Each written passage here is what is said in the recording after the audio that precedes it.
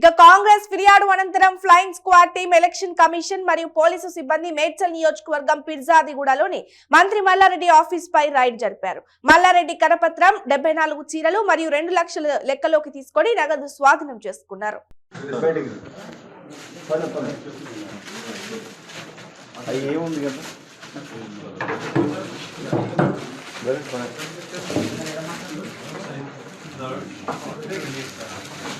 అందరు బయటికి వెళ్ళండి.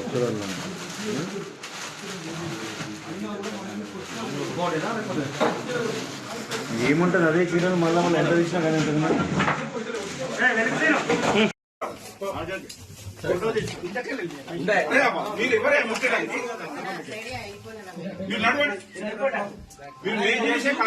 వీడియో తీసుకోండి అంతే, మీరు ముట్టుకోవద్దు.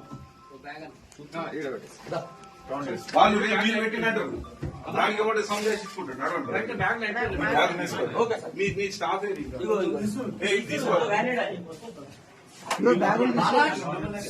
ఎవరైనా